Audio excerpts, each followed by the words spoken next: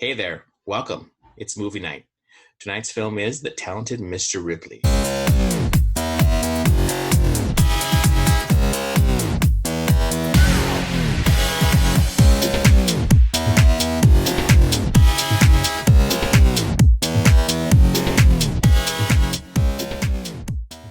by Anthony Magella, 1999, starring Jude Law, Matt Damon, Gwyneth Paltrow, and Philip Seymour Hoffman.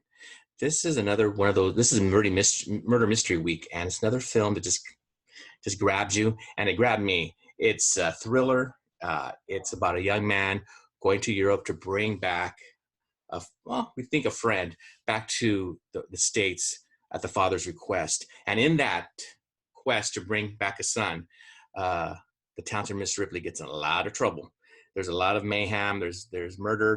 There's a suspense. There's people who are not being honest with each other or with themselves. And Ruben, I really like the film. I just read the book, so it's hard not to compare the book to the movie. But the acting I thought was superb. There are times where Matt Damon just got lost in the character of Tom Ripley, this devious man who is trying to bring back Jude Law back home to the States. And I like I said, it's well done. I enjoyed it. The directing was great. Gwyneth Paltrow I thought she did a fine job as well. But maybe my favorite character was Philip Seymour Hoffman as a friend of Dickie's, which is Jude Law's character. So what do you think, Group? So you just mentioned the first thing I was going to say about this film, and what I was going to say is I really miss Philip Seymour Hoffman. Yeah. And his performance here is so in the moment. I know we've heard that, or present. It's just a performance that is intelligent and humorous and perfectly cast.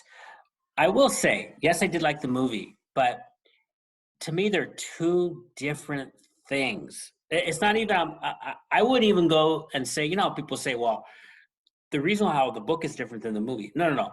They're just different. And to accept them as individually fine in their own genres is, I think, the right move, because it's significantly different than the book.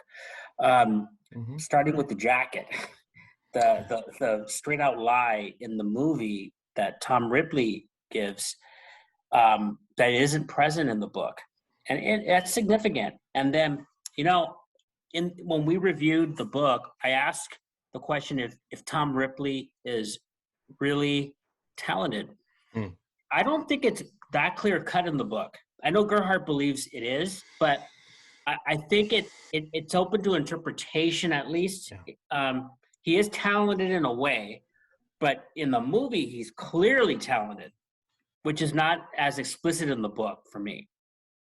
He can mimic people. Matt Damon as Tom Ripley can mimic perfectly people who he hears. And so he takes on the role of Jude Law's father, who's trying to bring him back to America. He can just sing. He hears somebody sing, he could sing that character. So you can enjoy the film as the talent of Mr. Ripley. Back to the book, it's more of the psychology of Mr. Ripley. Why is he doing this? Why is he so manipulative? Over here in the movie, you get lost, like you say, in the characters, the performances. Again, I just have to bring this other point up because it's so significantly different in the book. The Marge character, Gwyneth Paltrow, is likes Tom Ripley here. She enjoys his character. She hated him in the book. Oh yeah, from day one almost. And so it's definitely worth seeing in terms of the performance. I think if I'm looking at this movie, if you're teaching a true crime class, it would be fun to look at both of these and look at the license that directors and writers do for films, in films when they adapt. But really, really well done. You know what? I've always liked this movie.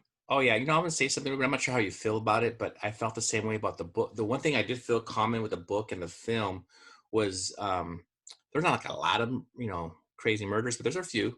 But each time it really disturbed me. In the book, it disturbed me. Because I felt like I could sense the passion and the evil, like just the ugliness. And in the film, it was done so well that there was so much passion. Every time there was a death, it took a lot out of me. I'm not sure if you thought the same thing, but I know if I showed it to a class, I think I'd have to talk about that first because there's so much, um, Well, so much to it. Yeah. I'm gonna I'm gonna throw a flag on the play in this Okay, sense. go for it. This is the genre you are committing to. You go into this world. This is Yeah, what you see. In my opinion, it's on a scale of 1 to 10 in this genre. It would probably rank a 7, 6 or a 7 in terms, and 10 being the most intense.